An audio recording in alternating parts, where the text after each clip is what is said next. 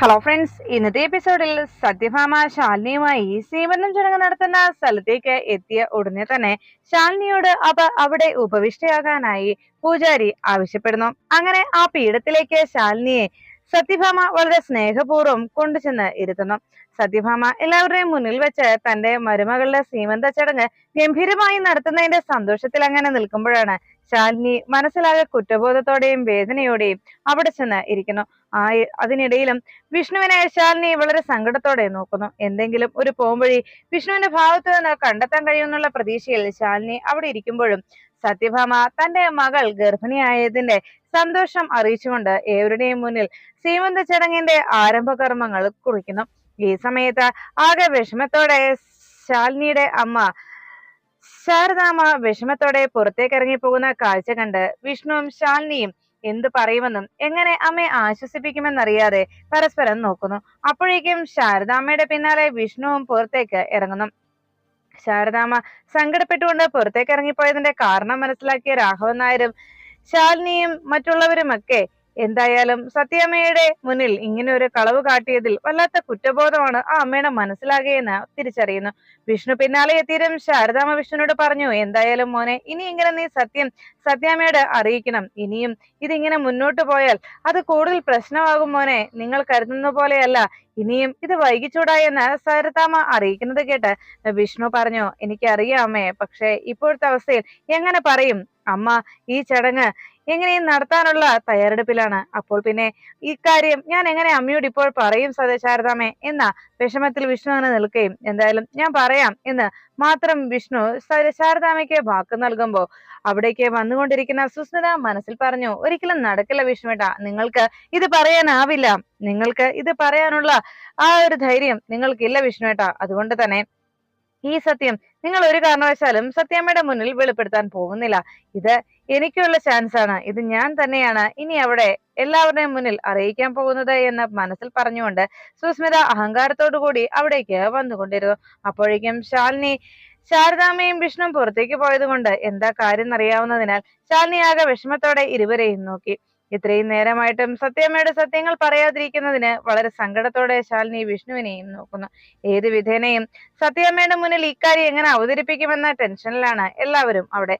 ആ സമയത്ത് പൂജാരി കർമ്മങ്ങളെല്ലാം ചെയ്തതിനു ശേഷം എല്ലാവരോടുമായി പറഞ്ഞു, ഇനി സീമന്തം തുടങ്ങാം, സീമന്തത്തിന്റെ ചടങ്ങ് ആരംഭിക്കാം. അപ്പോഴേക്കും ശാരദാമ്മയെ നോക്കി സത്യാമ്മ പറഞ്ഞു, ശാരദാമ്മ തുടങ്ങിക്കോളൂ. അപ്പോഴേക്കും ഉടനെ ശാരദാമ്മ വിഷമത്തോടെ സത്യാമ്മയെ നോക്കി പുഞ്ചിരിച്ചിട്ട് പറഞ്ഞു, വേണ്ട സത്യാമ്മ തന്നെ തുടങ്ങിയാൽ മതി, അതാ നല്ലത് എന്ന് ശാരദാമ്മ അറിയിക്കുമ്പോ അപ്പുറത്ത് മാറി നിന്ന മാലതിയും കൂട്ടരും പറഞ്ഞു, അതെ ഭാമേ, മറ്റാരേക്കാളും ഭാമയ്ക്കായിരുന്നല്ലോ ശാലിനിക്ക് ഒരു കുഞ്ഞു വേണമെന്നുള്ള ഏറ്റവും കൂടുതൽ ആഗ്രഹമുണ്ടായിരുന്നത്. അതുകൊണ്ട് തന്നെ ഭാമ തന്നെ ആ ചടങ്ങ് തുടങ്ങട്ടെ, ഭാമ തന്നെ തുടങ്ങിക്കോ എന്ന് അറിയിച്ചു. അപ്പോഴേക്കും ശാരദാമ്മയുടെയും മറ്റെല്ലാവരുടെയും അനുവാദത്തോടെ വളരെ സന്തോഷത്തോടെ സത്യാമ്മ ശാലിനിയുടെ സീമന്ത ചടങ്ങ് ആരംഭിച്ചു. സത്യാമ്മ തന്നെ ശാലിനിയുടെ അരികിലേക്ക് ചെന്ന് അവിടെ ഇരുന്ന സിന്ദൂരം എടുത്ത് ശാലിനിയുടെ നെറ്റിയിൽ ചാർത്തി കൊടുത്തു. അതിനുശേഷം സീമന്തത്തിന്റെ ഓരോ ചടങ്ങുകൾ പ്രകാരം അവിടെ ഉണ്ടായിരുന്ന മറ്റ് മഞ്ഞളും മറ്റ് സംഭവങ്ങളും ഒക്കെ എടുത്ത് ശാലിനിയുടെ ദേഹത്ത് തേച്ചു വെക്കുകയും ശാലിനിയെ സീമന്തം എന്ന ആ ചടങ്ങിന്റെ ആദ്യ പ്രാരംഭഘട്ടത്തിലെ ഓരോ കാര്യങ്ങളും സത്യാമ്മ തന്നെ ചെയ്യുന്നു. അങ്ങനെ സത്യാമ്മ ശാലിനിക്ക് സീമന്ത ചടങ്ങിന്റെ സന്തോഷപൂർവ്വം എല്ലാ കാര്യങ്ങളും ചെയ്യുകയും ശാലിനിയുടെ മുഖത്ത് മഞ്ഞൾ തേക്കുകയും ശാലിനിയുടെ തലയിൽ പൂക്കൾ വെച്ച് ഇട്ടുകൊടുത്ത് ശാലിനിയെ ആശീർവദിക്കുകയും പ്രാർത്ഥിക്കുകയും ഒക്കെ ചെയ്തതിനു ശേഷം സത്യാമ്മ വളരെ സന്തോഷത്തോടെ മാറുന്നു. ആ സമയത്ത് ശാലിനിയുടെ കണ്ണുകൾ ഈറനണിഞ്ഞിരിക്കുന്നത് പൂജാരി കാണാനിടയാകുന്നു. ഈ സമയത്ത് ശാലിനിയെ നോക്കി പൂജാരി ആകെ വിഷമത്തോടെ നിന്നു. ഉടനെ തന്നെ സത്യാമ്മയോട് പൂജാരി പറഞ്ഞു, അതെ, ഇനി ആശീർവാദം മേടിക്കൂ കുട്ടി എന്ന് ശാലിനിയോട് പൂജാരി അറിയിച്ചതും പൂജാരിയെ പറഞ്ഞ വാക്ക് കേട്ട് ആകെ വിഷമത്തോടെ ശാലിനി എല്ലാവരെയും നോക്കി. അതിനുശേഷം പുഞ്ചിരിച്ചുകൊണ്ട് വളരെ സന്തോഷത്തോടെ നിൽക്കുന്ന സത്യാമ്മയുടെ നേരെ നോക്കി ശാലിനി സത്യാമ്മയുടെ കാല് തൊട്ട് അനുഗ്രഹം വാങ്ങിക്കുന്നു. എന്നോട് പൊറുക്കണേ സത്യാമ്മേ എന്ന് മനസ്സുകൊണ്ട് ശാലിനി മാപ്പ് പറയുമ്പോ സത്യാമ്മ ശാലിനിയെ വളരെ സ്നേഹത്തോടെ ചേർത്ത് പിടിച്ചു.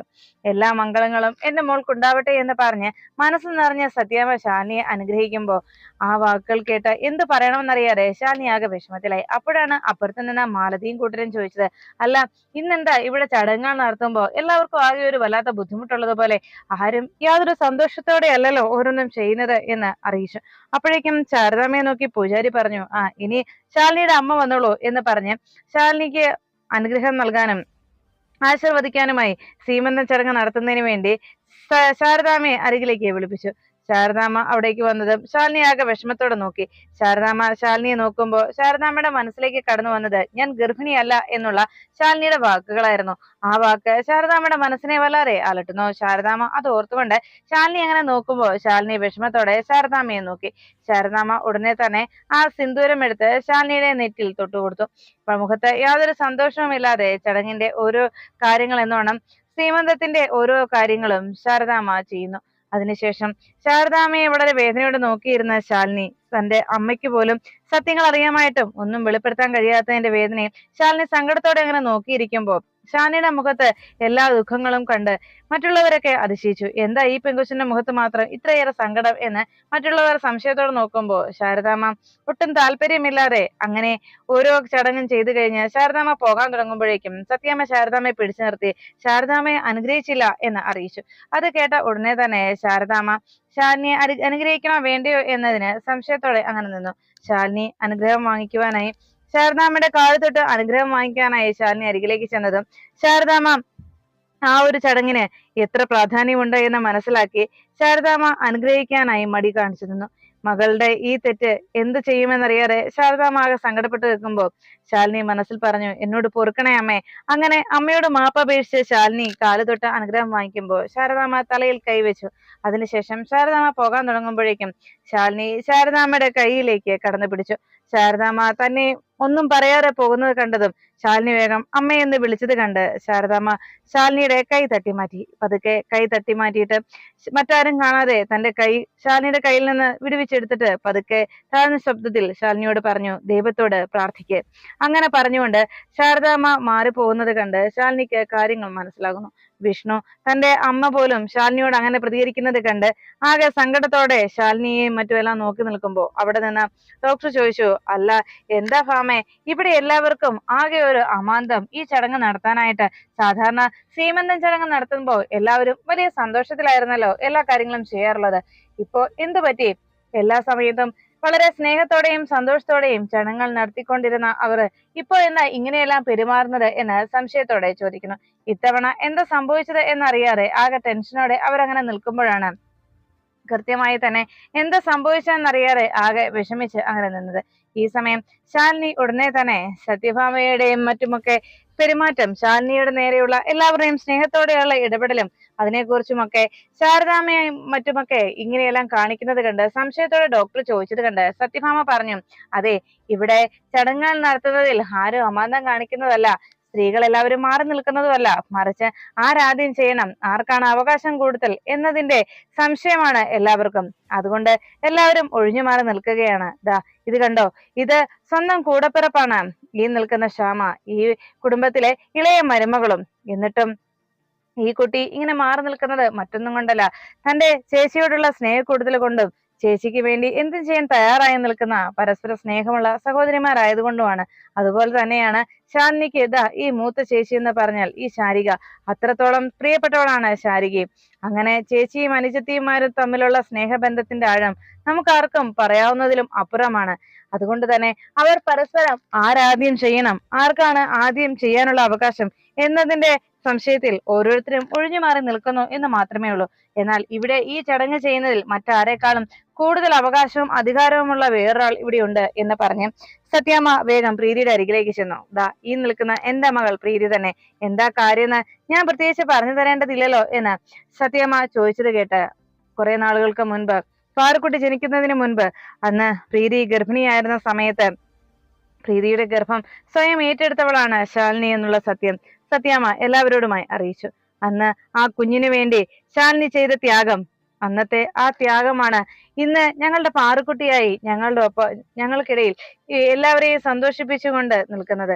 അന്ന് വിഷ്ണുവിന്റെയും സുസ്മിതയുടെയും വിവാഹം നടക്കാനൊരുങ്ങിയ ആ സമയത്ത് പ്രീതി പെട്ടെന്ന് ബോധം കെട്ട് വീണതും ശാലിനി അന്ന് അതെല്ലാം നോക്കി ശരിയാക്കി കൃത്യമായി തന്നെ ശാലിനി അതിൽ നിന്ന് പ്രീതിയെയും ഈ കുടുംബത്തെയും രക്ഷിച്ചതും അതൊക്കെ ശാലിനി ചെയ്ത വലിയൊരു ത്യാഗവും അവളുടെ വലിയൊരു മനസ്സുമായിരുന്നു ഇതിനെല്ലാത്തിനും കാരണമെന്ന് സത്യാമ്മ അറിയിച്ചു. അതുകൊണ്ട് തന്നെ എന്റെ മകൾക്കാണ് ഈ ചടങ്ങിൽ ശാലിനിക്ക് വേണ്ടി ഇത്തരം കാര്യങ്ങൾ ചെയ്യാനുള്ള ഏറ്റവും കൂടുതൽ അവകാശമുള്ളത് എന്ന് സത്യാമ്മ അറിയിച്ചു. അതുകൊണ്ട് മോള് ചെന്ന് ശാലിനിക്ക് സീമന്തം ചെയ്യ് എന്ന് പറഞ്ഞ് സത്യാമ്മ പ്രീതിയോട് ശാലിനിയുടെ സീമന്ത ചടങ്ങുകൾ നടത്തി കൊടുക്കാനായി അറിയിച്ചു. ശാലിനിക്കരികിലേക്ക് പ്രീതി നടന്നെടുക്കുമ്പോൾ ആകെ വിഷമത്തോടെ ശാലിനി പ്രീതിയെ നോക്കുന്നു. പ്രീതി ഓരോ ചടങ്ങും വളരെ വിഷമത്തോടെ തന്നെ ചെയ്യുന്നത് കണ്ട് ശാലിനി ആകെ സങ്കടപ്പെട്ടുകൊണ്ട് പ്രീതിയെയും നോക്കി.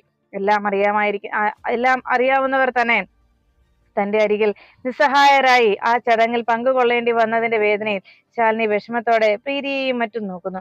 പ്രീതിയെ ശാലിനിയുടെ അരികിൽ നിന്ന് മാറിപ്പോകാൻ തുടങ്ങുമ്പോഴേക്കും പ്രീതിയുടെ കൈകൾ ശാലിനി കടന്നു പിടിച്ചു. പ്രീതി ആകെ വിഷമത്തോടെ അവിടെ നിന്ന് എഴുന്നേറ്റ് മാറി.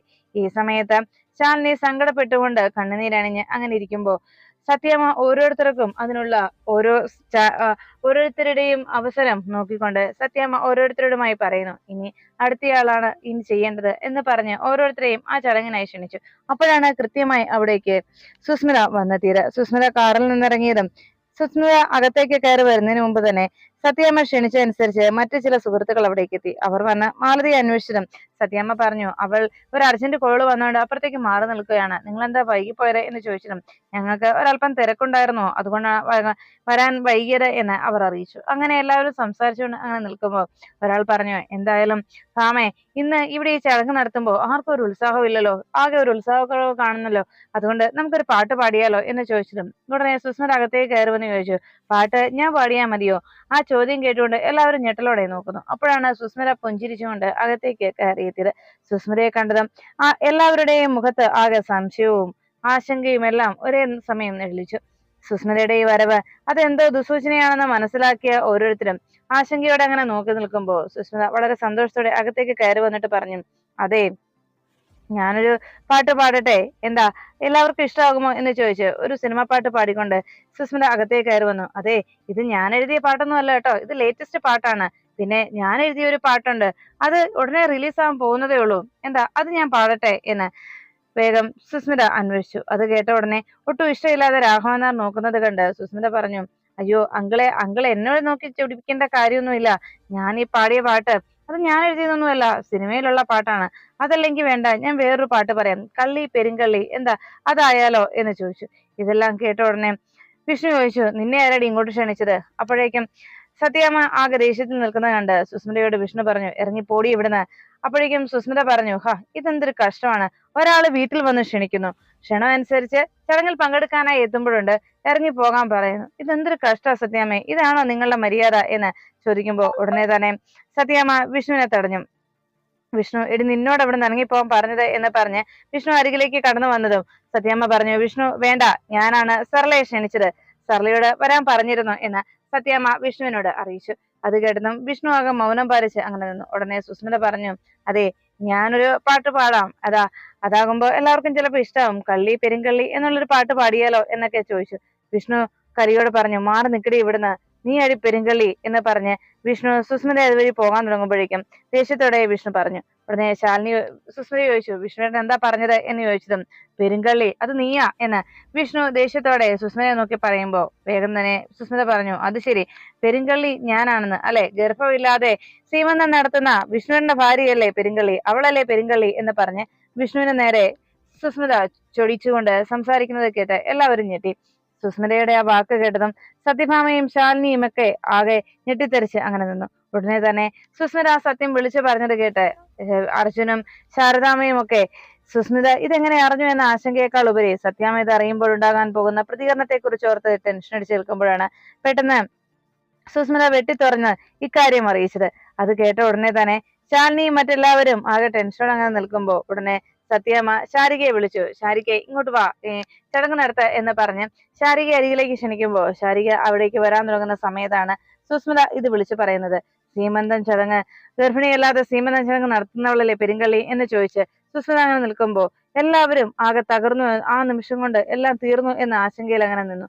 ഉടനെ തന്നെ എല്ലാവരും ഞെട്ടിലോടെ അങ്ങനെ നോക്കുമ്പോ വേഗം തന്നെ സത്യാമ്മയോട് രാഘവൻ നായർ പറഞ്ഞു, ഭാമേ ചടങ്ങ് നടക്കട്ടെ, ഇങ്ങനെ ഒരു നല്ല ചടങ്ങ് നടക്കുമ്പോൾ ഇതുപോലുള്ള അപശകനങ്ങൾ വന്നു കയറും, അതൊന്നും ആരും മൈൻഡ് ചെയ്യണ്ട എന്ന് പറഞ്ഞ് രാഘവൻ നായർ ചടങ്ങ് നടത്താനായി നിർബന്ധിച്ചു.